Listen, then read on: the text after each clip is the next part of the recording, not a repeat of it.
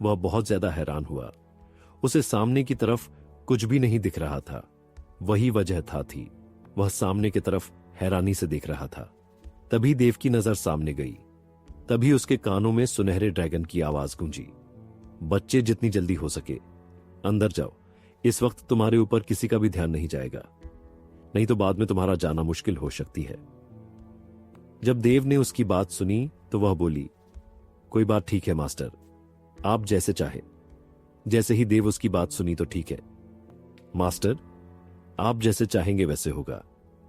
उसके बाद उन्होंने अपनी शक्तियों को संभला। उसके बाद वह जल्दी से आगे बढ़ा तो उसने देखा कि समधी के सुरक्षा कवच में एक होल बन चुका था। इसीलिए देव ने ज्यादा नहीं सोचा और उसके अंदर चला गया। वही उसके जाने के बाद आसपास का माहौल धीरे धीरे शांत होने लगी। उसके बाद आसपास की जगह भी खाली हो गया। जैसे ही ये हुआ, उन तीनों ने देखा कि सामान्य की तरफ बस एक होल बना हुआ है जो कभी भी बंद हो सकता है।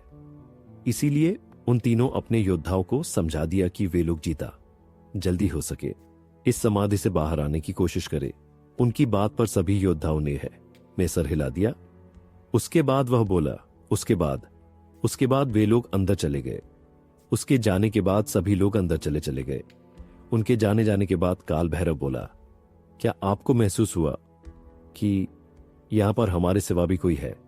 उसकी बात पर हेमंत ने भी हां में सर हिला दिया, क्योंकि आज जनता था कि वह कुछ भी नहीं सकते और वे न ही उस समाधि के अंदर जा सकते हैं।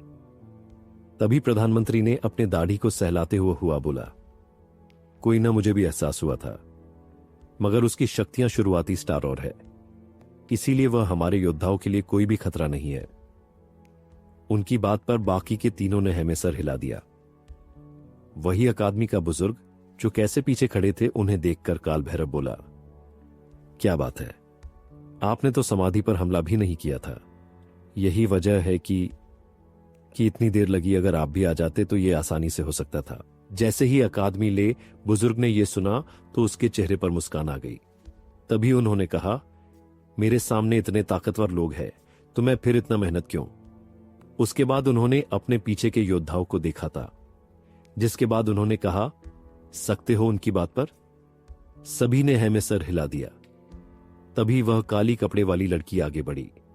उसके बाद वह बोली, बड़े बुजुर्ग, अगर हमको किसी ने परेशान किया तो उसकी बात पर बड़े बुजुर्ग बोला, मुझे तो नहीं लगता कि तुम्हें कोई परेशान करेगा, मगर इस बात का ध्यान रखना, कोई भी परेशान करे तो तुम अपना कदम उठा सकती हो, चाहे वह शाही परिवार से ही क्यों ना हो। उसकी बात पर काले कपड़े वाली लड़की ने हमें सर हिला दिया। उसके बाद वह बोली, ठीक है बुजुर्ग, मैं इस बात का भी ध्यान रखूंगी। उसके बाद वह ही वहां से अपने साथियों के साथ चली गई। उसके जाने के बाद बड़े बुजुर्ग ने प्रधानमंत्री से कहा, क्या बात है, इस बार कोई भी शाही परिवार से नहीं आया? उसकी बात पर उन्होंने कहा, आप भी जानते हैं कि स्वर्ण अकादमी का एंट्रेंस की परीक्षा शुरू होने हुए है, जिसके वजह से सभी उसी की तैयारी में लगे हुए हैं। उसकी बात पर बड़े बुजुर्ग ने हमें सर हिला दिया, क्योंकि वह भी जानते थे कि आखिर स्वर्ण अकादमी कितनी ज्यादा ताकतवर अकादमी थी। स्वर्ण अकादमी रैंक 1 की उच्च स्टार की अकादमी थी और त्रिलोक अकादमी अभी 0.5 रंक की अकादमी थी। यही वजह था कि उन्होंने कुछ नहीं कहा। वह यह भी जानते थे कि आखिर राज परिवार के लोग स्वर्ण अकादमी में अपने योद्धाओं को क्यों भेजना चाहते थे, क्योंकि वह जानते थे कि अगर उनका कोई भी योद्धा गया तो उनकी शक्ति 2 गुना हो जाएगी। यही नहीं, अगर उनका योद्धा वहां कर मध्य स्टूडेंट या कोर स्टूडेंट बन गया तो उसके परिवार की सुरक्षा की गारंटी खुद अकादमी लेता, जिससे वे लोग त्रिलोक अकादमी पर दबाव बना सकते थे। यही वजह था कि वे लोग ये कर रहे थे। बड़े बुजुर्ग राज परिवार के सभी इरादों को समझते थे। भले ही त्रिलोक अकादमी आसपास की साम्राज्य से मशहूर था, लेकिन स्वर्ण अकादमी कई मील दूर रुतबा फैला हुआ था। उत्तर महाद्वीप में ऐसा कोई भी नहीं था जो उस साम्राज्य से सीधी लड़ाई लड़ सके। यही वही वजह था कि आसपास की जितने भी बड़े परिवार के योद्धा थे, सभी उस अकादमी में अपने योद्धाओं को भेजना चाहते थे। यही वजह था कि राज परिवार अपने योद्धाओं जो उसमें शामिल करना चाहता था, ताकि उसकी शातिया सके। अकादमी की बढ़ती ताकत उनको देखी नहीं जा रही थी। वे लोग किसी भी तरह अकादमी को अपने अधीन करना चाहते थे। मगर वे जानते थे कि ये नामुमकिन था। यही वजह से उन्होंने दूसरी नीति अपनाना शुरू कर दिया। मगर अकादमी को उनके इस फैसले से कोई भी फर्क नहीं पड़ने वाला था। इसीलिए बड़े बुजुर्ग ने आगे कुछ भी नहीं कहा। वे उन सभी से थोड़ी दूरी पर चले गए और अपनी कल्टीवेशन में चले गए। उनके ऐसे करते ही सभी लोकी ने भी यही किया और अपने जगह जाकर बैठ गए और अपने अपने की बाहर आने का इंतजार करने लगे। वही उन सभी लोगों से दूर देव अब तक समाधि के अंदर जाता कर रहा था। तभी उसने पूछा, मास्टर, हम लोग कहां पर जा रहे हैं? उसकी बात पर सुनहरा ड्रैगन बोला, बच्चे, हम लोग समाधि के अंदर जा रहे हैं, क्योंकि किसी भी समाधि के अंदर के भाग में ही कुछ होता है और सबसे ज्यादा खतरा भी वहीं पर होता है। उनकी बात पर देव बहुत हैरान हुआ। उसने कहा, मास्टर, क्या उधर खतरा भी है? उसकी बात पर सुनहरे ड्रैगन ने कहा, बच्चे, कहां पर मूल्यवान चीजें होती है वहां पर खतरा भी बड़ा होता है। उनकी बातों पर देव थोड़ा डर गया। उसके बाद वह अपनी ही जगह पर रुक गया। उसने कहा, पर मास्टर, तब अब उस खतरे के पास ही क्यों जा रहे हैं? बाहर ही हमें सभी मूल्यवान चीजें मिल जाएगी, तो हम अंदर ही क्यों जाएं? उसकी बात पर वे बोले, बच्चे, अगर तुम्हें ताकतवर बनाना है तो अपने इस डर को खत्म करना होगा। बिन खतरों के तुम ताकतवर नहीं बन सकते। तुम्हें निडर के साथ साथ बेरहम भी बनाना होगा, ताकि कोई भी तुम्हारा दुश्मन तुम्हारे सामने आने की भी कोशिश न करे। उसने कहा, मास्टर, क्या उधर खतरा भी है? उसकी बात पर सुनहरे ड्रैगन ने कहा, बच्चे, कहां पर मूल्यवान चीजें होती है वहां पर खतरा भी बड़ा होता है। उनकी बातों पर देव थोड़ा डर गया। उसके बाद वह अपनी ही जगह पर रुक गया। उसने कहा, पर मास्टर, तब अब उस खतरे के पास ही क्यों जा रहे हैं?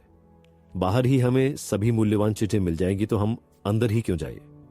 उसकी बात पर वे बोले, बच्चे, अगर तुम्हें ताकतवर बनाना है तो अपने इस डर को खत्म करना होगा। बिन खतरों के तुम ताकतवर नहीं बन सकते। तुम्हें निडर के साथ साथ बेरहम भी बनाना होगा, ताकि कोई भी तुम्हारा दुश्मन तुम्हारे सामने आने की भी कोशिश न करे। उनकी बात पर देव ने है में सर हिला दिया। उसके बाद वह बोला, ठीक यही मास्टर, मैं इसका ध्यान रखूंगा सके। बाद वे लोग अंदर की तरफ जाने लगे।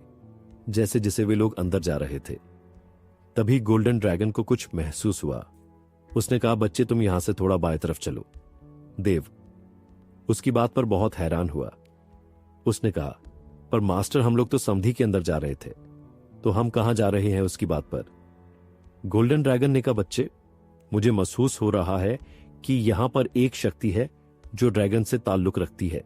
इसी किए मैं तुमसे बोल रहा हूं कि उस तरफ चलो। उसकी बात पर देव ने हां में सर हिला दिया। उसके बाद उसी तरफ जाने लगा। तभी उसने देखा कि आसपास की सभी शक्तियों में बहुत ही ज्यादा दबाव फैला हुआ था। गोल्डन ड्रैगन को महसूस हुआ कि आसपास की शक्तियों कुछ गड़बड़ है। तभी गोल्डन ड्रैगन ने कहा, बच्चे, तुम थोड़ा संभल के आगे चलना। मुझे लगता है कि आगे खतरा हो सकता है।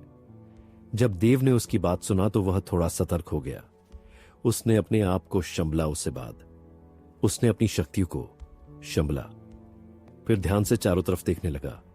तभी वे लोग एक कमरे के सामने पहुंच गए। तभी देव ने कहा, मास्टर पर है, इस दरवाजे को खोलेंगे कैसे? उसकी बात पर ड्रैगन बोला, बच्चे, तुम वही रुको, बातें जरूर यहां पर कोई गड़बड़ है। तुम्हें समझ में नहीं आया कि हम कितनी आसानी से यहां पर पहुंच गए। उनकी बात पर देव भी हैरानी ने पत गया। अभी वे लोग सोच ही रहे थे कि आज भी उन्हें महसूस हुआ कि आसपास कोई है। जैसे महसूस हुआ, उसने आंखें किया, जिससे उसके शक्तियां उसके शरीर से बाहर आने लगी। देव शक्तियों को अपने हाथों में भरना शुरू कर दिया। जैसे ही ये हुआ, कोई अचानक से देव के ऊपर पीछे से हमला कर दिया। अभी देव अपने आप को संभाल पता को वह जाकर सामने की दीवार से टकरा गया। जैसे ही ये हुआ, देव अपने जगह से उठा। उसने देखा कि उसके सामने एक पुतला खड़ा है। जैसे ही देव ने उस पुतले को देखा, वह बहुत हैरान हुआ। उसने उसी हैरानी में उस पुतले को देखा। फिर उसने अपनी शक्तियों को संभला। उसके बाद वह सुपुतले से लड़ने ले जाने लगा। चूंकि देव ने आज तक किसी से लड़ाई नहीं की थी, इसी वजह से वह ज्यादा देर उस पुतले नहीं लड़ पाया। वह थोड़ा पुतला एक रैंक 3 का पुतला था। इसी वजह से देव पर वह भरी पड़ रहा था। जैसे ही देव ने हर कर बैठा, उसने सुनहरे ड्रैगन से कहा, मास्टर, आप कुछ करें नहीं तो मैं नहीं बच पाऊंगा। उसकी बात पर गोल्डन ड्रैगन बोला, बच्चे, तुम इस वक्त एक पुतले को नहीं संभल सकते। मन लो कि यह तुम्हारी है। मैं सिर्फ तुम्हें रह दिखा सकता हूं, या जब तक तुम मरने पर नहीं आ जाते तब तक मैं तुम्हारी कोई भी मदद नहीं कर सकता। जैसे ही देव ने उनकी बात सुनी, उसकी आंखें बड़ी हो गई। उसने कहा, मास्टर, यहां पर मेरी जान पर पड़ी है और आपको ट्रेनिंग की पड़ी है। उसकी बात पर सुनहरे ड्रैगन की आवाज आई, बच्चे, तुम जो चाहो सोच सकते हैं, लेकिन तुम्हें होनी जिंदगी की हर मुश्किल को अपने जरिए ही खत्म करना होगा। मैं तुम्हें सिर्फ रास्ता दिखा सकता हूं। उसकी बात पर देव बहुत हैरान हुआ। उसने कहा, पर मास्टर, आप जानते हैं कि मैंने आज तक अपने साथ के लड़कों इस खतरनाक योद्धा लिए कह रहे हैं जिसे सिर्फ लड़ने बनाया गया है। आप देख नहीं रहे उसने। मेरी बात पर गोल्डन ड्रैगन बोले, बच्चे, ये तुम्हारी प्रॉब्लम, मैं इसमें कुछ भी नहीं कर सकता। उसकी बात पर देव को थोड़ा गुस्सा, लेकिन उसने अपने गुस्से को संभला। उसके बाद उसने सामने की तरफ देखा तो उसे मालूम हुआ कि आसपास की पुतला उसी को घर रहा था। देव जैसे ही खड़ा हुआ, वह पुतला देव की तरफ बढ़ने लगा। ये हुआ, देव अचानक जगह पर बैठ गया, जिससे वह पुतला अपने जगह पर रुक गया। जब देव ने यह देखा तो वह बहुत हैरान हुआ, क्योंकि उसके सामने जो हो रहा था उसे देख कि जब जब वह हरकत कर रहा था, वह पुतला भी तभी हरकत कर रहा था। देव को थोड़ी शरारत सूझी। वह पीछे की तरफ जाने लगा। जैसे जैसे वह पीछे की तरफ जा रहा था, वैसे वैसे वह पुतला भी जा रहा था। देव यह देखकर बहुत खुश हो गया। उसके बाद वह कभी पीछे जा रहा था तो कभी आगे आ रहा था। देव कुछ देर तक यह सब करता रहा। जैसे ही गोल्डन ड्रैगन ने यह देखा तो वह बहुत हैरान हुआ। उसे समझ में नहीं आ रहा था कि वहां देव को क्या बोले, क्योंकि लग रहा था जैसे कि देव की बचपना देव पर हावी हो हुआ है। उसने देव से कहा, बच्चे, तुम शायद भूल रहे हो कि आखिर तुम करने क्या आए हो। यदि भूल हुए हो तो तुम्हें बता दूं कि अगर तुमने जल्दी से इस पुतले को हराकर इस दरवाजे में नहीं गए तो कभी भी बाकी के योद्धा आ सकते हैं। इसके बाद तुम्हें एक पुतले से नहीं बल्कि कई योद्धाओं से एक साथ लड़ना होगा। जब देव ने उसकी बात सुना तो वह थोड़ा नॉर्मल हो हुआ। उसने देव से कहा, बच्चे, तुम शायद भूल रहे हो कि आखिर तुम करने क्या आए हो। यदि भूल गए हो तो तुम्हें बता दूं कि अगर तुमने जल्दी से इस पुतले को हराकर इस दरवाजे में नहीं गए तो कभी भी बाकी के।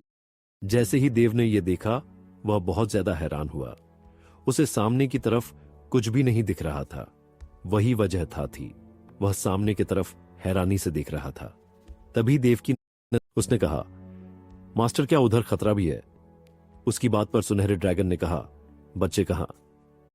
दरवाजे में नहीं गए तो कभी भी बाकी के योद्धा आ सकते हैं। इसके बाद तुम्हें एक पुतले से नहीं बल्कि कई योद्धाओं से एक साथ लड़ना होगा। जब देव ने उसकी बात सुनी तो वह थोड़ा सामान्य हुआ। उसने उनसे कहा, ठीक है मास्टर, मैं यह करने की कोशिश करता हूं। उसके बाद उसने अपने आप को संभाला और फिर बोला, मास्टर, आप देखते जाइए कि मैं क्या करता हूं। उसके बाद वह तेजी से कुछ पीछे चला गया। जैसे ही यह हुआ, पुतला भी तेजी से पीछे चला गया। जब देव ने यह देखा तो उसके चेहरे पर एक मुस्कान आ गई। उसने अपने आप को संभाला और उसके बाद उसने अपनी शक्तियों को बाहर करना शुरू कर दिया। जैसे ही देव ने यह किया, उसके शरीर से सुनहरी शक्तियां बाहर आने लगीं। देव ने अपने आप को संभाला और उसके बाद तेजी से जाकर दरवाजे के पास खड़ा हो गया। जैसे ही यह हुआ, पुतला भी तेजी से देव के पास आने लगा। जब यह हुआ तो देव अचानक से अपनी जगह से हट गया। पुतला अपनी पूरी शक्तियों के साथ आ रहा था, जिसकी वजह से वह अपने आप को संभाल नहीं सका और जाकर टकरा गया। जैसे ही यह हुआ, पुतला पूरी तरह से चूर चूर हो गया। जब देव ने यह देखा तो उसके चेहरे पर मुस्कान आ गई। उसके बाद वह बोला, मास्टर, अब हम लोग जा सकते हैं।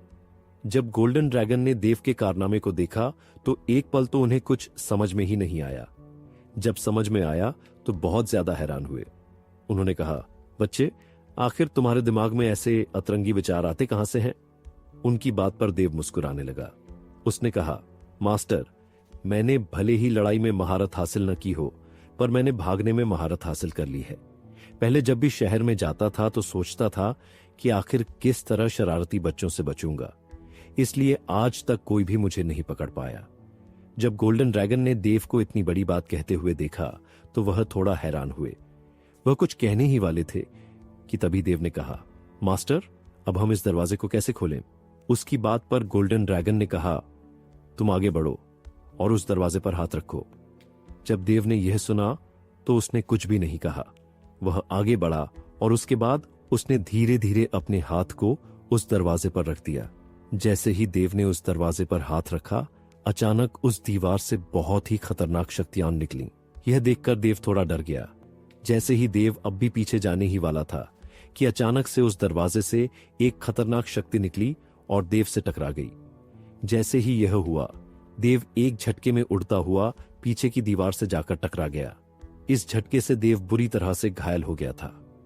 जब यह हुआ तो गोल्डन ड्रैगन को बहुत ज्यादा चिंता होने लगी, क्योंकि इस वक्त देव के मुंह से खून भी आ रहा था। तभी देव के माथे पर अचानक एक ड्रैगन की पैटर्न चमकने लगी। जैसे ही यह हुआ, अचानक से गोल्डन ड्रैगन बाहर आ गए और उसके बाद उन्होंने देव के माथे पर अपने सिर को रखा। जब देव ने उन्हें बाहर आते हुए देखा तो उसे थोड़ी राहत मिली। तभी गोल्डन ड्रैगन की हाथों से शक्तियां निकलीं और देव के अंदर जाने लगी। जब यह हुआ तो आसपास की शक्तियों में एक ताजगी बढ़ गई। देव धीरे धीरे ठीक हो गया। जब गोल्डन ड्रैगन ने देव को सही सलामत देखा तो उसने राहत की सांस ली। उसके बाद उसने सामने की तरफ दीवार पर देखा तो उन्हें उसके ऊपर एक ड्रैगन पैटर्न दिखा। जब गोल्डन ड्रैगन ने अपनी उस पैटर्न को देखा तो वह समझ गए कि आखिर क्या है, क्योंकि वह भी एक ड्रैगन आर्ट थी जो सुरक्षा के लिए उपयोग होती थी। यही वजह है कि देव को इतना बड़ा झटका लगा था। तभी उन्होंने देव से कहा, अपने ड्रैगन स्केल को जागृत करो और अपने हाथ को इस दीवार पर रखो। उनकी बात पर देव थोड़ा डर गया, क्योंकि उसने अभी अभी देखा था कि वह दीवार कितनी ज्यादा खतरनाक थी। पर गोल्डन ड्रैगन के बार बार कहने की वजह से उसे यह करने के लिए तैयार होना पड़ा। उसने अपनी आंखों को बंद किया, जिससे उसके माथे पर ड्रैगन के निशान चमकने लगे। गोल्डन ड्रैगन को मालूम था कि यह निशान देव के माथे पर क्यों है, क्योंकि उसके ऊपर ड्रैगन पैटर्न था जो सिर्फ ड्रैगन के खास परिवार के लोगों के पास ही होता है। चूंकि देव अब उनका उत्तराधिकारी था तो उन्हें कोई भी फर्क नहीं पड़ता था। उसी वक्त देव के माथे से सुनहरी शक्ति निकली और उसके पूरे शरीर में फैल गई। अचानक से देव के चारों तरफ एक सुनहरा पैटर्न घूमने लगा। जैसे ही यह हुआ, आसपास की शक्तियों में बहुत ही ज्यादा हलचल होने लगी, क्योंकि वहां पर बहुत ही प्राचीन शक्ति फैल गई थी। तभी देव ने अपनी आंखों को खोला। उसके चेहरे पर उस वक्त एक अलग ही चमक थी। देव आगे बढ़ा और उसके बाद उसने अपने हाथ को उस दीवार पर रख दिया। जैसे ही यह हुआ, अचानक से उस दीवार में बहुत ज्यादा हलचल होने लगी। उसके बाद वह थोड़ी आवाज के साथ खुल गया। जैसे ही यह हुआ, गोल्डन ड्रैगन ने देव से कहा, बच्चे, जितना जल्दी हो सके इसके अंदर चले जाओ। जब देव ने उनकी बात को सुना तो उसने हाँ में सिर हिला दिया। इसके बाद वह जल्दी से अंदर चला गया। जैसे ही देव अंदर गया, अचानक से दरवाजा बंद हो गया। देव यह देखकर बहुत हैरान हुआ। उसने मुड़कर दरवाजे की तरफ देखा, तभी उसके पास गोल्डन ड्रैगन आ गए। उन्होंने कहा, बच्चे, भले ही समाधि को हर कोई खोल सकता है, लेकिन असली समाधि यह है। देव उनकी बात पर हैरानी से उन्हें देखने लगा। जब देव ने उनकी बात सुनी तो उसने हाँ में सिर हिला दिया। इसके बाद वह जल्दी से अंदर चला गया। जैसे ही देव अंदर गया, अचानक से दरवाजा बंद हो गया। देव यह देखकर बहुत हैरान हुआ। उसने मुड़कर दरवाजे की तरफ देखा, तभी उसके पास गोल्डन ड्रैगन आ गए। उन्होंने कहा, बच्चे, भले ही यह समाधि को हर कोई खोल सकता है, लेकिन असली समाधि यह है। देव उनकी बात पर हैरानी से उन्हें देखने लगा। जब सुनहरे ड्रैगन ने देव को इतनी ज्यादा हैरानी में देखा तो वह बोले, बच्चे, इतना ज्यादा हैरान होने की जरूरत नहीं है, क्योंकि तुम ही सोचो, आखिर कोई भी योद्धा जो अपने इस समाधि को ऐसे बना सकता हो जिसका ताल्लुक ड्रैगन परिवार के साथ हो, वह क्यों अपनी शक्तियों को ऐसे बर्बाद करेगा। उनकी बात में दम था, इसीलिए उसने अपने आप को संभाला। उसके बाद वह बोला, ठीक है मास्टर। उसके बाद वे लोग आगे जाने लगे। जैसे ही वे लोग अंदर गए, उन्होंने देखा कि अंदर बहुत ज्यादा अंधेरा था। गोल्डन ड्रैगन ने अपनी शक्तियों से वहां पर रोशनी कर दी। तभी उन्होंने देखा कि दीवार पर अलग अलग कलाकृतियों के निशान बने हुए हैं। जब देव ने यह देखा तो उसने उनसे पूछा, मास्टर, आखिर यह सब क्या है।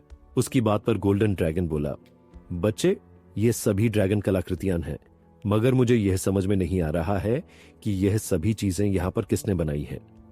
उनकी बात पर देव बोला, मास्टर, ये चीजें यहां पर हैं, तो क्या ये सभी चीजें हर ड्रैगन योद्धा के पास होती है? उसकी बात पर वे बोले, नहीं नहीं बच्चे, इन चीजों की जानकारी कुछ ही ड्रैगन्स को है जो ड्रैगन शाही फैमिली से हैं या शाही परिवार के सबसे खास हैं। उनकी बात पर देव बोला, तो मास्टर, हो सकता है कि उन्हीं में से कोई होगा। उसकी बात पर गोल्डन ड्रैगन बोला, पर बच्चे, कोई जो इतने बड़े परिवार से है वह अपने समाधि इस छोटे से साम्राज्य में क्यों बनाएगा जहां पर उसकी समाधि को कभी भी कोई खोल सकता है या उसे परेशान कर सकता है? उनकी बात का तो देव के पास कोई जवाब नहीं था, इसीलिए वह चुप रहा। उसके बाद वे लोग अंदर जाने लगे। जैसे ही वे लोग अंदर गए, उन्होंने देखा कि अंदर एक गलियारा था, उसके बाद एक कमरा था। जब देव ने यह देखा तो वह बोला, मास्टर, मुझे लगता है कि वह ही समाधि का असली केंद्र है। इसकी बात पर गोल्डन ड्रैगन ने भी हां में सिर हिला दिया।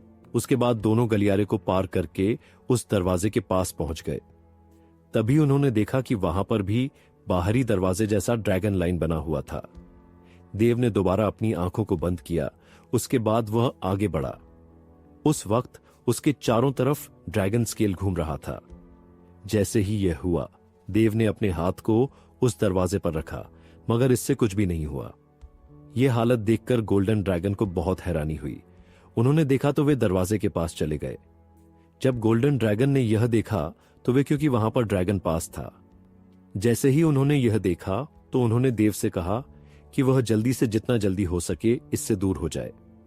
जब देव ने उसकी इतनी हैरानी भरी आवाज सुनी तो वह बहुत हैरान हुआ, लेकिन उसने अपने आप को संभाला। उसके बाद वह जल्दी से पीछे हट गया। जैसे ही देव पीछे हटा, उसने देखा कि आसपास की शक्तियां बहुत ज्यादा उग्र हो गई थीं। तभी उस दरवाजे से एक ड्रैगन निकला जो घूर रहा था। जैसे ही उस ड्रैगन ने गोल्डन ड्रैगन को देखा तो वह उन्हें ही घूरने लगा। उसके बाद उसने एक दहाड़ लगाई, जिससे आसपास की शक्तियों में बहुत ज्यादा हलचल होने लगी। उसी वक्त उसने गोल्डन ड्रैगन पर हमला कर दिया, मगर गोल्डन ड्रैगन को इन सभी चीजों से कोई भी फर्क नहीं पड़ता था। उन्होंने कहा, तुम्हारे जैसे एक आम ड्रैगन की इतनी हिम्मत कि तुमने अपने भगवान पर हमला कर दिया। उसके बाद उन्होंने अपने हाथों को थोड़ा सा उठाया, जिससे उनके हाथ से सुनहरी जाली निकली और उस ड्रैगन को खुद के अंदर समेट लिया। जब गोल्डन ड्रैगन ने यह देखा तो उनके चेहरे पर एक मुस्कान आ गई, क्योंकि वे कोई ऐसी पहचान नहीं थे जिन्हें कोई भी परेशान कर सके। वे ड्रैगन भगवान के सबसे बड़े बेटे के साथ साथ सबसे ताकतवर ड्रैगन थे, इसीलिए उनकी शक्तियों का आज तक कोई भी अंदाजा नहीं लगा पाया था। कोई तो यह भी कहता था कि वह ड्रैगन भगवान के जैसे ही ताकतवर हैं। जब देव ने उनकी ताकत को देखा तो उसकी आंखें चौड़ी हो गईं, क्योंकि आज वह आसानी से उस ड्रैगन के वार को महसूस कर सकता था। अगर आज उसके साथ गोल्डन ड्रैगन नहीं होते तो वह आज नहीं बच पाता। उसने कहा, गोल्डन मास्टर, मेरी जान बचाने के लिए शुक्रिया। उसकी बात पर गोल्डन ड्रैगन बोला, बच्चे, फॉर्मेलिटी बाद में निभा लेना, अभी जाकर उस दरवाजे को खोल ले। जब देव ने उनकी बात सुनी तो उसने कहा, ठीक है मास्टर। उसके बाद वह अंदर गया। फिर उसने अपनी आंखें बंद की। उसके बाद उसने ड्रैगन स्केल को जागृत कर दिया, जिससे उसके माथे पर ड्रैगन का चिन्ह चमकने लगा। यही नहीं, उसने अपनी शक्तियों को संभाला। उसके बाद उसने अपने हाथ को उस दरवाजे पर रख दिया। जैसे ही यह हुआ, आसपास की शक्तियों में बहुत ज्यादा हलचल होने लगी। यही नहीं, साथ में अचानक से उस दरवाजे पर एक छोटा सा धमाका हुआ, जिससे देव थोड़ा पीछे हट गया। तभी उसने गोल्डन ड्रैगन की तरफ देखा। उसने देखा कि उन्होंने उसे अंदर चलने को बोला। उनके कहने पर देव उनके साथ उस कमरे के अंदर चला गया। जब वे अंदर गए तो वे बहुत हैरान हुए। उन्होंने देखा कि अंदर वे लोग एक हॉल में थे। साथ ही बीच में एक सिंहासन था, जिसके ऊपर एक कंकाल बैठा हुआ था, जिसके हाथ में एक सुनहरी तलवार थी। साथ में उन्होंने देखा कि उसके सामने एक टेबल थी, जिसके ऊपर एक सुनहरा स्क्रॉल पड़ा हुआ था। देव ने गोल्डन ड्रैगन की तरफ देखा। उन्होंने देव को अंदर चलने को बोला। उनके कहने पर देव उनके साथ उस कमरे के अंदर चला गया। जब वे अंदर गए तो वे बहुत हैरान हुए। उन्होंने देखा कि वे लोग एक हॉल में थे। साथ ही बीच में एक सिंहासन था, जिसके ऊपर एक कंकाल बैठा हुआ था, जिसके हाथ में एक सुनहरी तलवार थी। साथ में उन्होंने देखा कि उसके सामने एक टेबल थी, जिसके ऊपर एक सुनहरा स्क्रॉल पड़ा हुआ था। जब देव ने यह सब देखा तो वह बहुत ज्यादा हैरान हुआ। उसने गोल्डन ड्रैगन से पूछा, मास्टर, क्या आप इन्हें जानते हैं? उसकी बात पर गोल्डन ड्रैगन उस कंकाल के पास चले गए। उसके बाद उन्होंने ध्यान से उस कंकाल को देखा, पर वे उन्हें समझ नहीं पा रहे थे कि आखिर वे कौन है। उसके बाद उनकी नजर उनके सीने की हड्डी पर पड़ी, जिसे देखते ही वे बहुत हैरान हुए। उन्होंने देखा कि आसपास की शक्तियां भी बहुत ज्यादा बह रही थीं, जिससे बहुत ज्यादा शुद्ध शक्ति बह रही थी, और यह शुद्ध शक्ति का स्रोत खुद उस कंकाल की सुनहरी हड्डी थी। उन्होंने यह देखा तो वे 2 कदम पीछे हट गए। उन्होंने हैरानी से सामने की तरफ देखना शुरू कर दिया। उस वक्त वह कुछ भी नहीं बोल पा रहे थे। जब देव ने उनकी हालत देखी तो उसे बहुत हैरानी हुई, क्योंकि गोल्डन ड्रैगन इतने दिनों से उसके साथ थे और उसने उन्हें इतना हैरान नहीं देखा था। जब देव ने उन्हें इतना ज्यादा हैरान देखा तो बोला, मास्टर, आप इतने ज्यादा हैरान क्यों हैं? उसकी बात पर गोल्डन ड्रैगन होश में आए। उसके बाद उन्होंने कहा, बच्चे, तुम जानते हो तुम्हारे सामने किसका कंकाल है? उनकी बात पर देव ने साफ साफ मना कर दिया। उसकी बात पर गोल्डन ड्रैगन बोला, यह एक शून्य ड्रैगन है। उनकी बात पर देव बहुत हैरान हुआ। वह अपने सिर को खुजलाने लगा। उसने आज तक ऐसे किसी ड्रैगन के बारे में नहीं सुना था, क्योंकि उसे बस इतना मालूम था कि ड्रैगन होते हैं। उसके बाद उसने पूछा, मास्टर, यह शून्य ड्रैगन क्या है? उसकी बात पर उन्होंने कहा, बच्चे, शून्य ड्रैगन को आज के ड्रैगन का पूर्वज या जन्मदाता माना जाता है, या हम यह कह सकते हैं कि शून्य ड्रैगन वह ड्रैगन है जिनकी जन्म सबसे पहले हुई थी, यानी कि उनसे ही ड्रैगन वंशावली की शुरुआत हुई। उसके बाद ही सभी ड्रैगन फैलना शुरू हुए। उनकी बात पर देव ने पूछा, मास्टर, आप इसीलिए इतने ज्यादा हैरान थे? उसकी बात पर देव बोला, नहीं बच्चे, असल बात यह नहीं है, बल्कि मैं इसलिए ज्यादा हैरान हूं कि ये मरे कैसे, क्योंकि शून्य ड्रैगन अमर होते हैं। इनका मरना जिसके बारे में किसी को भी नहीं मालूम। यही नहीं, इस छोटे से साम्राज्य में आकर अपनी समाधि बनाना। वो चाहते तो ड्रैगन की पूर्वजीय भूमि में अपनी समाधि ले सकते थे, जैसे कि आज तक सभी ड्रैगन लेते हैं। जब देव ने उनकी बात सुनी तो वह भी सोच में पड़ गया। वह भी समझ गया कि आखिर गोल्डन ड्रैगन इतने ज्यादा शौक क्यों थे। यही वजह थी कि वे इतने ज्यादा हैरान थे। तभी देव की नजर सामने उस कंकाल पर गई, जिसके सीने पर कुछ चमक रहा था। देव यह देखकर बहुत हैरान हुआ कि उसने सोचा कि किसी की हड्डियां सुनहरी कैसे हो सकती हैं। गोल्डन ड्रैगन ने अभी तक देव के ऊपर ध्यान नहीं दिया था कि देव इस वक्त क्या कर रहा था। वे भी अपनी सोच में ही पड़े हुए थे। वहीं इस वक्त देव को लग रहा था कि वह कंकाल उसे अपनी तरफ बुला रहा है, इसीलिए वह धीरे धीरे उस कंकाल के करीब जाने लगा। जैसे ही देव उस कंकाल के पास पहुंचा, तब जाकर गोल्डन ड्रैगन को एहसास हुआ कि देव क्या कर रहा है। वे अभी देव को मना करने ही वाले थे कि देव ने उस सुनहरी हड्डी को छू दिया था। जैसे ही देव ने उस सुनहरी हड्डी को छुआ तो उसे महसूस हुआ कि अचानक चारों तरफ की शक्तियां बहुत ज्यादा क्रूर हो गईं। अचानक उस हड्डी में बहुत ज्यादा हलचल होने लगी। यही नहीं, देव का हाथ उस हड्डी पर जम गया था। जैसे ही यह हुआ, देव हैरानी से देखने लगा। उसकी बात पर उन्हें बहुत हैरानी हुई, क्योंकि उसने देखा कि उसके शरीर में अचानक से बहुत सारी शक्तियां अंदर आने लगीं। जैसे ही यह हुआ, देव हैरानी से गोल्डन ड्रैगन को देखने लगा। जैसे ही गोल्डन ड्रैगन ने यह देखा तो वे बहुत ज्यादा डर गए। उन्हें एक पल लगा कि कहीं वह कंकाल देव को नुकसान न पहुंचा दे, मगर जैसे ही उन्होंने कंकाल के काम को देखा, वो समझ गए कि आखिर क्या हो रहा है। उन्होंने राहत की सांस ली। उसके बाद उन्होंने देव से कहा, बच्चे, अपना वारिस के लिए तुम्हें चुना है। यही नहीं, इन्होंने अपने सभी मार्शल आर्ट का ज्ञान तुम्हें देने की तैयारी कर रहे हैं। वे जैसे जैसे कर रहे हैं करने दो, नहीं तो तुम बहुत कुछ खो दोगे। जब देव ने उनकी बात सुनी तो उसने भी राहत की सांस ली। उसके बाद उसने अपने आप को ढीला छोड़ दिया। जैसे ही देव ने ऐसा किया, अचानक से उसके शरीर में बहुत सारी शक्तियां समाने लगीं। देव को यह सब देखकर बहुत ज्यादा हैरानी हुई, क्योंकि उसने देखा उसकी शक्तियां हद से ज्यादा क्रूर होने लगीं। उसी वक्त वह सुनहरी हड्डी अचानक से उस कंकाल से निकलकर देव के चारों तरफ घूमने लगी। यही नहीं, वह सुनहरा स्क्रॉल जो टेबल पर पड़ा हुआ था, वह भी अचानक से अपनी जगह से गायब हो गया। तभी वह भी देव के चारों तरफ घूमने लगा। अचानक देव के चारों तरफ सुनहरी रोशनी फैल गई।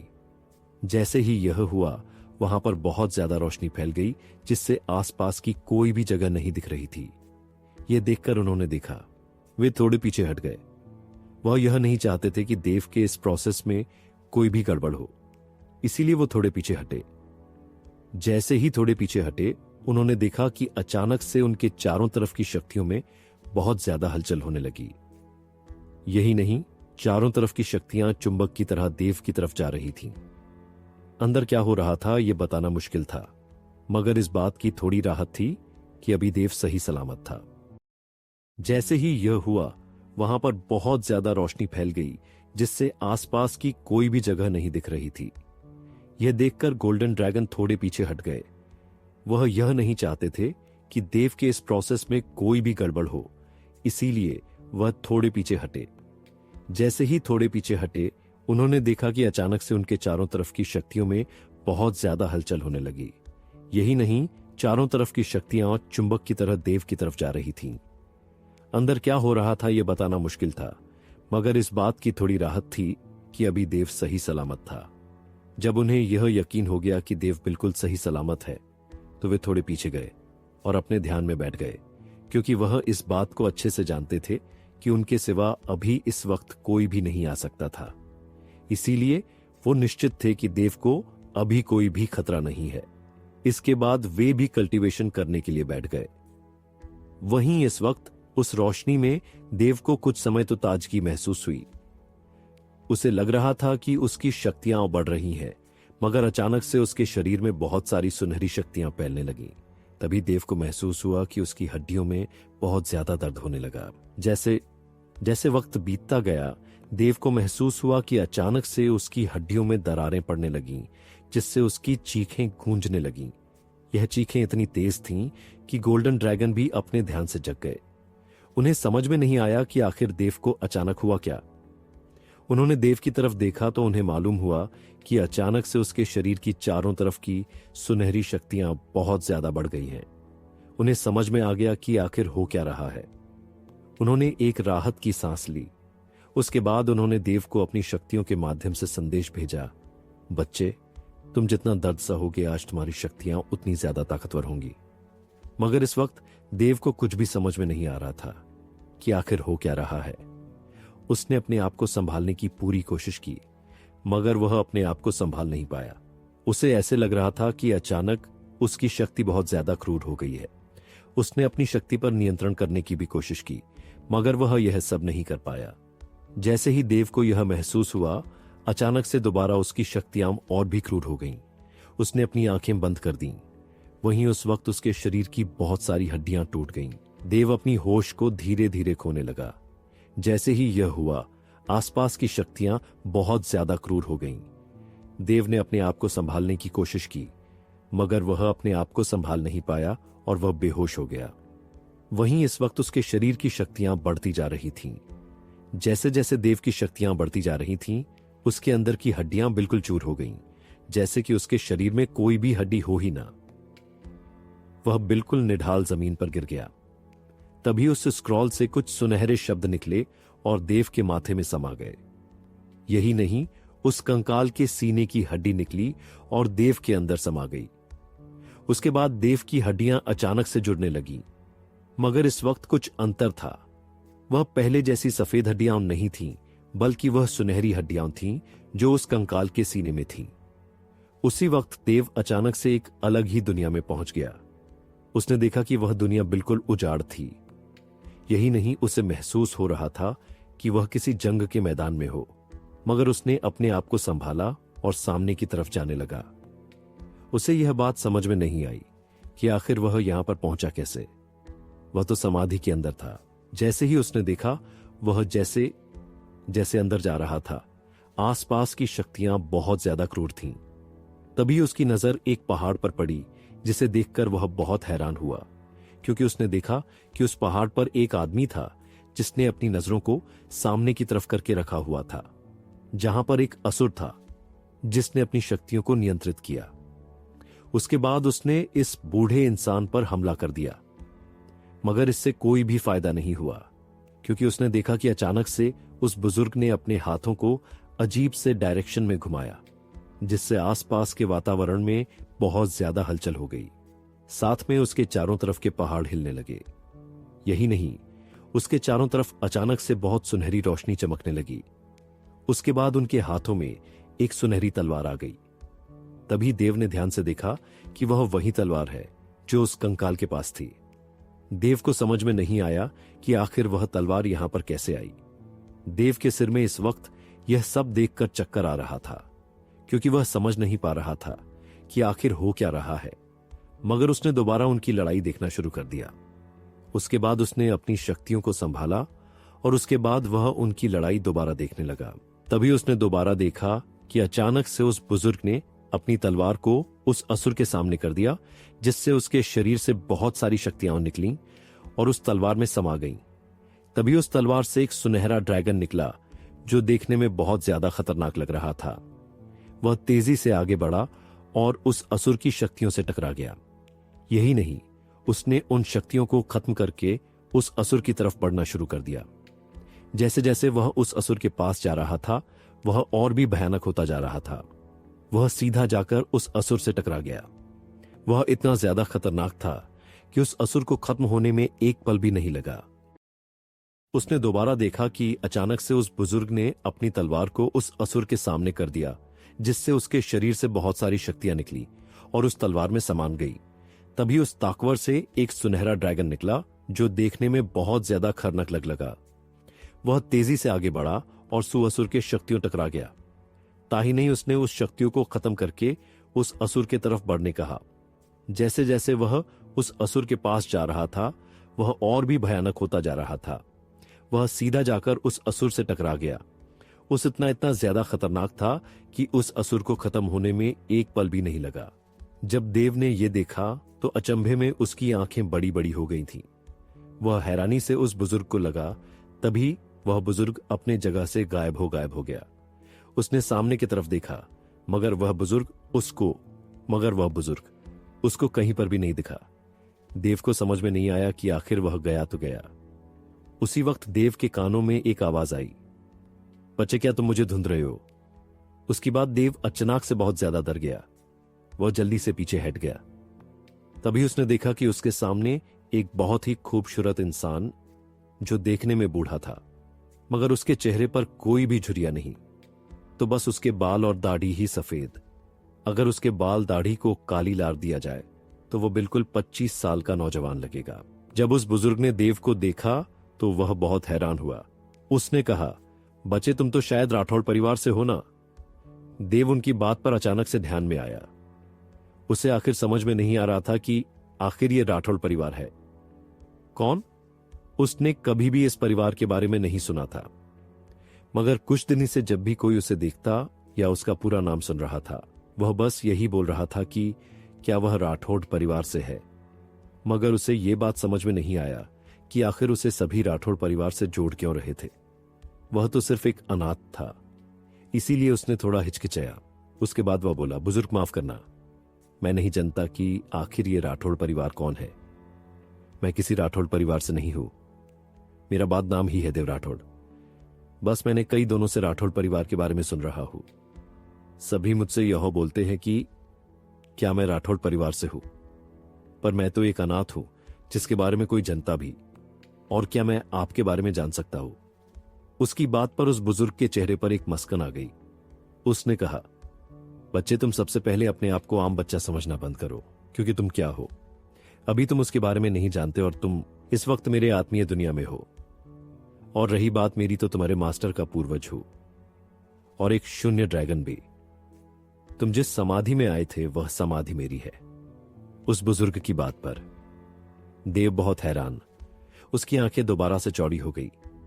उसने उनसे पूछा कि क्या वह कंकाल आपकी? उसकी बात पर उस बुजुर्ग एक मुस्कान आ गई। उन्होंने कहा, बच्चे तुम बातों को समझते हो, मगर तुम सवाल बहुत ज्यादा पूछते हो। उनकी बात पर देव अपनी सर को खुजलाने लगा। उसके बाद वह बोला, पर बुजुर्ग आप तो मर चुके थे, मगर आप अभी जिंदा कैसे हैं? उसकी सब पर वह बुजुर्ग बोला, बच्चे वह कंकाल भी सच में मेरी ही है, और रही बात मेरी, तो यह सिर्फ मेरी आत्मा की एक आशा है। जिसे तुम्हारे पूर्वज ने अपने इस दुनिया रख दिया, जिससे मेरी आत्मा खत्म ना हो। उसकी बात पर देव ने उनसे कहा, मेरे पूर्वज काया, आप उनको जानते हैं। उसकी बात पर वह बुजुर्ग बोला, बच्चे अच्छे से जानता था, वह मेरे सबसे अच्छे दोस्त थे। उसके बाद उन्होंने कहा, बच्चे तुम सोच रहे हो गए कि मैं भी बाकियों की तरह तुमसे सवाल कर रहा हूं या बोल रहा हूं कि तुम राठौड़ परिवार से हो। तो ये बताओ कि तुम्हारे आने के बाद क्या मैंने एक बार भी तुम्हारा नाम पूछा या तुम्हारे बारे में पूछा? उनकी बात पर देव आभूत हैरान हुआ, क्योंकि वह जानता था कि यह बिल्कुल सच बोल रहे थे। तभी वह दोबारा बोले, बच्चे तुम्हारे पूर्वज भी तुम्हारे जैसा ही है। जब देव ने उसकी बात सुना तो वह बहुत ज्यादा हैरान हुआ। उसने कहा, क्या सच में मेरा भी परिवार है? मैं अनाथ नहीं हूं। उसकी बात पर वह बुजुर्ग बोला, बच्चे मैं नहीं जानता कि आखिर तुम्हारे परिवार ने ऐसे क्यों छोड़ा है, पर मैं इतना जानता हूं कि उन्होंने जो भी किया है बहुत सोच समझ कर ही किया है। और रही बात कि तुम्हारे परिवार के बारे में, तो वक्त आने के पर तुम्हें अपने परिवार के बारे में मालूम चल जाएगा। देव उनकी बात पर सहमत नहीं था, क्योंकि वह जानता था कि उसका परिवार ने उसे छोड़ दिया था। तो अब वो ये जानना चाहता था कि वह पॉवर कैसा है। उसने कहा, बुजुर्ग मैं ये भी अब नहीं जानना चाहता कि मेरा परिवार है। मम अनाथ था और वही रहूंगा। जब मुझे उनकी जरूरत थी वह मेरे साथ मौजूद नहीं थे। मुझे किसी का भी साथ नहीं चाहिए, और न ही ऐसा परिवार चाहिए जिसने एक छोटे से बच्चे को ऐसे ही किसी फेंक दिया, किसी लावारिश की तरह जीने के लिए। उसकी बात में उसका दर्द साफ साफ दिखाई दे रहा था। इस वक्त देव बहुत ज्यादा इमोशनल हो गया था। इस वक्त वह अब पहले वाला भावुक देव रह गया था, जैसे कि अपने परिवार के बारे में सुनने से उसका पूरा चरित्र बदल गया हो। जब उस बुजुर्ग ने देव की हालत देखा तो वे समझ गया कि आखिर देव के साथ हो क्या रहा है। उन्होंने कहा, बच्चे तुम अभी खुद ऐसा कोई भी फैसला मत लेना जिसके लिए तुम्हें बाद में पछतान पड़े। इस वक्त वह अब पहले वाला भावुक देव नहीं रह गया था, जैसे कि अपने परिवार के बारे में सुनने से उसका पूरा चरित्र बदल गया हो। जब उस बुजुर्ग ने देव की हालत देखी तो वह समझ गए कि आखिर देव के साथ हो क्या रहा है। उन्होंने कहा, बच्चे तुम अभी खुद ऐसा कोई भी फैसला मत लेना जिसके लिए तुम्हें बाद में पछताना पड़े। उनकी बात पर देव बोला, बुजुर्ग इसमें ज्यादा सोचने की बात ही नहीं है, और रही बात मेरी तो आप टेंशन न ले। मैं अब इतना तो जानता हूं कि किसके लिए जीना है। पहले मेरे जिंदगी में कोई भी नहीं था और न ही कोई उम्मीद थी। अब मुझे किसी के लिए जीना है, साथ में किसी के लिए अब कुछ करना है। मैं अब इतना ताकतवर बनूंगा कि कोई भी उसकी तरफ नजर उठाकर भी न देखे। उसे नुकसान पहुंचाने की बात ही अलग है। जब उस बुजुर्ग ने उसकी बात सुनी तो वे बहुत हैरान हुए, क्योंकि मात्र 15 साल की उम्र में देव इतनी गहरी बात कर रहा था, जैसे कि उसे कई सालों का तजुर्बा हो। उन्होंने कहा, अच्छा चलो छोड़ो पुरानी बातें, मैं भी कहां पर खो गया। उसके बाद वह बोले, बच्चे तुम जानते हो मैं किस मार्शल स्किल का अभ्यास कर रहा था? उसकी बात पर देव की आंखें चौड़ी हो गईं। उसका रूप पूरी तरह से बदल गया। वह दोबारा से पहले जैसा मासूम देव बन गया। उसने कहा, बुजुर्ग आप बताओ ना, आपने उस असुर को एक ही पल में कैसे मार दिया? उसकी बात पर वह बुजुर्ग बोले, इसके पहले तुम्हें कुछ और करना होगा। उनकी बात देव समझ नहीं पाया। उसने पूछा, क्या करना होगा? उसकी बात पर वह बुजुर्ग बोले, बच्चे तुम अभी आओ मेरे साथ। उनकी बात पर देव उनके पीछे पीछे चला गया। जैसे ही वे उस पहाड़ी पर चले गए, देव ने देखा कि वहां पर एक पुरानी हवेली थी। जैसे ही देव ने यह हवेली देखी, वह बहुत ज्यादा हैरान हुआ। उसने पूछा, बुजुर्ग ये क्या है? उसकी बात पर बुजुर्ग बोले, बच्चे ये है असुर महल। उसकी बात पर देव बहुत हैरान हुआ। उसने पूछा, तो बुजुर्ग यहां असुर भी आते हैं? उसकी बात पर बुजुर्ग के चेहरे पर मुस्कान आ गई। उसके बाद उन्होंने कहा, बच्चे सिर्फ इस हवेली का नाम ही असुर महल है। ये कोई असुर लोक नहीं है जो तुम्हें यहां पर असुर मिलेंगे। उनकी बात पर देव बोला, पर बुजुर्ग तो फिर इस लोक का नाम असुर क्यों पड़ा है? उसकी बात पर बुजुर्ग बोले, बच्चे अब यह बात तो तुम्हारे पूर्वज ही बता सकते हैं। जब देव ने यह सुना तो वह बोला, क्या इस दुनिया को मेरे पूर्वजों ने बनाया है? उसकी बात पर वह बुजुर्ग बोले, बच्चे तुम ऐसा बोल सकते हो। उसकी बात पर देव बहुत हैरान हुआ। उसे समझ में नहीं आया कि आखिर उसके पूर्वज कितने ज्यादा ताकतवर थे कि उन्होंने ऐसी दुनिया बना दी थी। जब उस बुजुर्ग ने देव के चेहरे के भाव को देखा तो समझ गए कि आखिर देव क्या सोच रहा है। उन्होंने कहा, बच्चे, तुम अभी अपने पूर्वज की शक्तियों के बारे में सोच भी नहीं सकते क्योंकि वे तुम्हारे सोच से भी ज्यादा ताकतवर थे। देव ने एक आह भरी। वह अब इन सभी चीजों के बारे में नहीं सोचना चाहता था। तभी वह बुजुर्ग से बोला, क्या हम अंदर चलें? उसकी बात पर बुजुर्ग अंदर जाते हुए बोले, चलो बच्चे। उसके बाद दोनों अंदर चले गए। जैसे ही वे लोग अंदर गए तभी उन्होंने देखा कि अचानक से उसकी शक्तियों में बहुत ज्यादा हलचल होने लगी। देव को ऐसे लग रहा था कि अचानक से उसके शरीर में कुछ अंदर आना चाहता है। जब देव ने यह महसूस किया तो उसने उस बुजुर्ग से पूछा, बुजुर्ग, आखिर हो क्या रहा है? मुझे अजीब सा महसूस हो रहा है। उसकी बात पर उस बुजुर्ग के चेहरे पर एक मुस्कान आ गई, मगर उन्होंने अपनी मुस्कान को छुपा लिया। उसके बाद वे बोले, बच्चे, तुम इतनी टेंशन न लो, क्योंकि जो भी पहली बार यहां पर आता है उससे ऐसे ही महसूस होता है। तुम्हें ऐसे महसूस हो रहा होगा जैसे कि तुम्हें कोई बेचैनी हो रही है। उसकी बात पर देव ने हां में सर हिला दिया। जैसे ही देव ने हां में सर हिलाया, उसकी बात पर वह बुजुर्ग बोले, बच्चे, इतना ज्यादा मत सोचो। जो भी होता है अच्छे के लिए ही होता है। उसकी बात पर देव ने हां में सर हिला दिया और उनके साथ एक कमरे के अंदर चला गया। जैसे ही वे अंदर गए, देव ने देखा कि वहां पर बहुत सारी तलवारें थीं और बीच में एक तलवार थी जिससे बहुत ही भयानक शक्तियां निकल रही थीं। जैसे ही देव को यह महसूस हुआ, वह कुछ कदम पीछे हट गया। उसको पीछे हटते देख उस बुजुर्ग ने कहा, बच्चे, तुम इससे घबराओ मत, यह तुम्हें कुछ भी नहीं करेगा। उसकी बात पर देव ने हां में सर हिला दिया। उसके बाद वह धीरे से आगे बढ़ा। उसे लग रहा था कि वह तलवार उसे अपने करीब बुला रहा है। जैसे ही देव को भी वह तलवार बहुत ही रोमांचक लग रही थी, देव धीरे धीरे उस तलवार के पास पहुंच गया। उसके बाद उसने अपने हाथ को उस तलवार के हैंडल पर रख दिया। जैसे ही देव ने यह किया, उसके शरीर से बहुत ही भयानक शक्तियां निकलने लगीं। यही नहीं, देव को एक झटका सा लगा। उसी वक्त देव को महसूस हुआ कि कोई उसके शरीर की शक्तियों को उसके शरीर से बाहर खींच रहा है। जब देव को यह महसूस हुआ तो उसने हैरानी में उस बुजुर्ग की तरफ देखा। बुजुर्ग ने कहा, बच्चे, तुम सबसे पहले अपने आप को शांत करने की कोशिश करो। उसकी बात पर देव ने वही करना शुरू कर दिया। उसके बाद उसने अपनी शक्तियों को एकत्रित करना शुरू कर दिया। उसके बाद उसने अपनी शक्तियों को संभाला, मगर इससे कोई भी फायदा नहीं हुआ। असुर तलवार का रहस्य। जब देव ने यह देखा तो वह बहुत हैरान हुआ। उसने पूछा, आखिर बुजुर्ग, हो क्या रहा है? यह तलवार मेरे शक्तियों को अपने अंदर खींचती जा रही है। उसकी बात पर बुजुर्ग बोला, कोई बात नहीं बच्चे, तुम अपनी शक्तियों को कंट्रोल करने की कोशिश करो, क्योंकि आज तुमने इस दुनिया की सबसे ताकतवर शक्ति को छेड़ दिया है। इसके लिए तुम्हें अपने ब्लड लाइन को जागृत करना होगा। यह बात सुनकर देव बहुत हैरान हुआ। उसने कहा, पर मैं ऐसा क्यों करूं? मुझे अपने परिवार की कोई भी चीज नहीं चाहिए। उसकी बात पर वह बुजुर्ग बोले, बच्चे, तुम्हारे साथ तुम्हारे परिवार के लोगों ने गलत किया है, न कि तुम्हारे पूर्वजों ने। इसीलिए तुम्हें अपने पूर्वजों से कोई भी शिकायत नहीं होनी चाहिए। उसकी बात पर देव कुछ बोलना चाहता था, पर वह भी जानता था कि वह बिल्कुल सच बोल रहे थे। उसके परिवार के लोगों ने उसके साथ गलत किया था, न कि उसके पूर्वजों ने।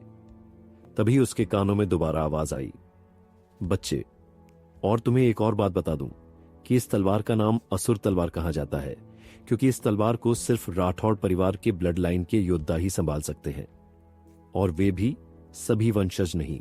वही संभाल सकते हैं जिसकी ब्लड लाइन सबसे ज्यादा शुद्ध हो। अगर उसके सिवा किसी और ने गलती से भी इसे संभालने की कोशिश की तो तलवार उसकी जान लेने में थोड़ी सी भी देर नहीं करती है। जब देव ने उनकी बात सुनी तो वह उन्हें घूरने लगा। उसके बाद वह बोला, जब आप यह बात जानते थे तो आपने पहले क्यों नहीं बताया? उसकी बात पर उन्होंने कहा, बच्चे, तुमने मेरी बात सुनी ही नहीं, सीधा जाकर उस तलवार को छू दिया। अब इसमें मेरी क्या गलती है? अब तुम्हारे पास एक ही उपाय है, तुम्हें अपने ब्लड लाइन को जागृत करना होगा। देव उन्हें घूर रहा था। इस तलवार को सिर्फ राठौड़ परिवार के ब्लड लाइन के योद्धा ही संभाल सकते हैं, और वे भी सभी वंशज नहीं, वही संभाल सकते हैं जिनकी ब्लड लाइन सबसे ज्यादा शुद्ध हो। अगर उसके सिवा किसी और ने गलती से भी इसे संभालने की कोशिश की तो तलवार उसकी जान लेने में थोड़ी सी भी देर नहीं करती है। जब देव ने उनकी बात सुनी तो वह उन्हें घूरने लगा। उसके बाद वह बोला, जब आप यह बात जानते थे तो आपने पहले क्यों नहीं बताया? उसकी बात पर उन्होंने कहा, बच्चे, तुमने मेरी बात सुनी ही नहीं, सीधा जाकर उस तलवार को छू दिया। अब इसमें मेरी क्या गलती है? अब तुम्हारे पास एक ही उपाय है, तुम्हें अपने ब्लड लाइन को जागृत करना होगा। देव उन्हें घूर रहा था। जब देव ने उनकी बात सुनी तो वह जान गया कि अब उसके पास कोई भी मौका नहीं है, उसे अब यह करना ही होगा। उसने बोला, मुझे नहीं मालूम कि ब्लड लाइन जागृत कैसे करते हैं। जब देव ने यह कहा तो उन्होंने कहा, बच्चे, तुम अपनी आंखों को बंद करो और अपने हृदय को कंट्रोल करने की कोशिश करो। जब देव ने उनकी बात सुनी तो उसने वही करना शुरू कर दिया। उसके बाद उसने अपनी शक्तियों को संभाला। उसके बाद किसी तरह अपने हृदय को कंट्रोल करने की कोशिश करना शुरू कर दिया। जब देव ने यह किया तो ऐसा कुछ भी नहीं हुआ। तभी उसके कानों में उस बुजुर्ग की आवाज आई, अपने हृदय के साथ साथ अपने दिमाग को भी कंट्रोल करो। यह करना थोड़ा मुश्किल था क्योंकि असुर तलवार उसके शरीर की शक्तियों को तेजी से अपने अंदर खींचता जा रहा था, जिसकी वजह से उससे अपने दिमाग को कंट्रोल करने में बहुत ज्यादा मुश्किल हो रही थी। यही वजह थी कि देव अपने आप को कंट्रोल नहीं कर पा रहा था, जिससे देव को अपने अंदर बहुत ही कमजोरी महसूस हो रही थी। उसे लग रहा था कि जैसे किसी ने उसकी लगभग सारी शक्तियों को खींच लिया हो। यही वजह थी कि देव की शक्तियां बहुत कम हो गई थीं। अब देव को हल्का हल्का कमजोरी महसूस हो रही थी, जिसकी वजह से उसे अब चक्कर आने लगे थे। मगर किसी तरह देव ने खुद को संभाला। उसके बाद उसने अपनी शक्तियों को इकट्ठा किया। फिर उसने दांत पीसकर अपने आप को शांत करना शुरू कर दिया, जिसके बाद उसने बहुत ही मुश्किल से हृदय और मन दोनों को अपने काबू में कर लिया। जैसे ही उसने यह किया, अचानक से उसे अपने दोनों भौहों के बीच बहुत ज्यादा जलन का एहसास हुआ। अचानक से देव के शरीर से बहुत ही खून का रौरा बहने लगा। यह किसी मौत के देवता से कम नहीं था। इसका प्रभाव इतना ज्यादा था कि बुजुर्ग को भी कुछ दूरी पर पीछे हटना पड़ा, मगर उन्होंने अपने आप को संभाला। उसके बाद वे देव को देखने लगे। अचानक देव के शरीर से बैंगनी रोशनी निकलने लगी। जैसे ही यह हुआ, उसके माथे पर एक निशान दिखा, जो और कुछ नहीं, राठौड़ परिवार का टैटू था। जैसे ही राठौड़ परिवार का निशान बाहर आया, अचानक से उसके अंदर से बहुत ही प्राचीन शक्ति निकलने लगी। जैसे ही असुर तलवार को वह शक्ति महसूस हुई, उसने देव की शक्तियों को सोखना बंद कर दिया। अचानक देव के माथे से बैंगनी खून निकला और जाकर असुर तलवार में समा गया। जैसे ही देव का खून उस तलवार के अंदर समाया, असुर तलवार अचानक एक काली शक्ति बन गई। उसके बाद वह देव के माथे में समा गई। जब यह हुआ तो देव को अपने अंदर एक अद्भुत शक्ति का एहसास हुआ। तभी अचानक देव की सभी शक्तियां वापस उसके अंदर आ गईं। उसके बाद अचानक से उसके हाथ से असुर तलवार गायब हो गई। उसके बाद वह उसकी कलाई में समा गई। जब यह हुआ तभी देव ने यह देखा तो वह अचानक से बहुत ज्यादा हैरान हुआ। उसने अपनी शक्तियों को संभाला। उसे बहुत ही हैरानी हुई कि आखिर तलवार कहां चली गई। उसके बाद देव ने अपनी आंखें खोली, जिससे सब कुछ नॉर्मल हो गया। साथ में राठौड़ परिवार का चिन्ह भी गायब हो गया। उसके बाद उसने अपने चारों तरफ देखा। वह बहुत ज्यादा हैरान हो गया क्योंकि उसके आसपास कोई भी तलवार नहीं थी। जब वह आया था तो उसके चारों तरफ तलवार ही तलवार थी। साथ में उसके हाथ में तो असुर तलवार थी। जब उस बुजुर्ग ने देव को इतना ज्यादा हैरान देखा तो वह बोले, बच्चे, क्या तुम उस तलवार को ढूंढ रहे हो? उनकी बात पर देव ने हां में सर हिला दिया। तभी वे बोले, बच्चे, तुम अभी अपनी बाईं हाथ की कलाई पर देखो। यह कहते वक्त उनके चेहरे पर एक मुस्कान थी। जब देव ने उनकी बात सुनी तो उसने अपने बाईं हाथ की हथेली पर देखा तो वह बहुत हैरान हुआ। उसकी बाईं हाथ की कलाई पर एक काले रंग का निशान था, जो किसी तलवार जैसा था। यही नहीं, वह देखने में ऐसा लग रहा था कि वह अब भी बाहर आ जाएगा। जब देव उसे अपनी कलाई को रगड़ने लगा तो बुजुर्ग ने देव को ऐसे करते हुए देखा तो वह बोले, बच्चे, ऐसे परेशान होने की जरूरत नहीं है। यह एक आत्मिक तलवार है जो अब तुम्हारे आत्मा से जुड़ चुका है। अब जैसे जैसे तुम्हारी आत्मा ताकतवर होती जाएगी, यह तलवार भी और भी ताकतवर होती जाएगी। यही नहीं, तुम्हारी इस दुनिया की सबसे ताकतवर तलवार से ही इस पूरी दुनिया को खत्म किया जा सकता है। इस बात से देव बहुत ज्यादा हैरान हुआ। उसके बाद देव ने हाँ में सर हिला दिया। उसके बाद उसने पूछा, मगर अब मैं इस तलवार का इस्तेमाल कैसे करूंगा? उसकी बात पर वह बुजुर्ग बोले, बच्चे, तुम अपनी आंखें बंद करो। उसके बाद इस तलवार के बारे में सोचो। यह तलवार खुद तुम्हारे हाथों में आ जाएगी। उसकी बात पर देव ने अपनी आंखों को बंद किया। उसके बाद उसने असुर तलवार के बारे में सोचा, जिससे अचानक से असुर तलवार उसके हाथों में आ गई। जब देव ने यह देखा तो ज्यादा खुश हो गया। उसके बाद उसने अपने हाथों को चारों तरफ घुमाया, जिससे असुर तलवार से बहुत ही भयानक शक्ति निकली और सामने की दीवार से टकरा गई। उसकी बात पर देव ने अपनी आंखों को बंद किया। उसके बाद उसने असुर तलवार के बारे में सोचा, जिससे अचानक से असुर तलवार उसके हाथों में आ गई। जब देव ने यह देखा